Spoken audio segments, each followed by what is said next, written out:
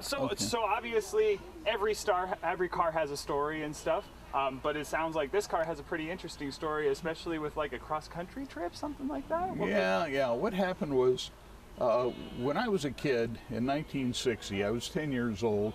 My dad found this old junk, rusted out heap and brought it home and tore it down to the frame, completely sanded, blasted it, and painted it, and worked from the ground up. I did all the labor. I was did the dirty work, and he got all the credit. But in 1964, there was a national meet in Louisville, Kentucky that he wanted to participate in. And so he got it fixed up. We got a trailer for it. It was an old Model A truck trailer, painted it up to match the car. And we loaded up and headed out from the Bay Area, San Francisco Bay Area, and drove to New York and saw a lot of sights on the way and back, and Rushmore and Salt Lake, and just we saw everything. My brother and I rode back here in the rumble seat, all 70, I think it was 7,600 miles, and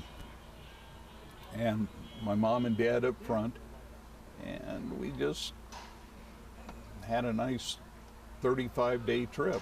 35 days altogether. Yeah. Wow. And it was in small pieces, you know. Yeah. So like you drive for a while, stop, check out and I guess, was it while like Route 66 was still usable? Did you guys use like that? We went 80. We went through Nevada and Salt Lake and that way, and then up to Wyoming, and 70 across to New York. And like I say, we stopped and saw everything in between.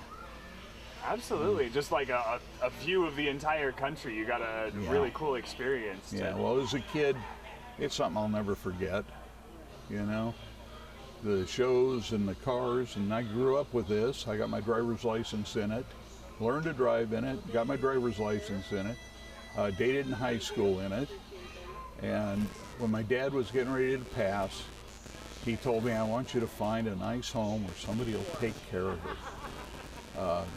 Treat her nice, not hot rodded and all that stuff. Sure, Dad, I'll take care of that. After he passed, it's a matter of like selling your sister. I mean, who could do that after all that history? And so here we are today.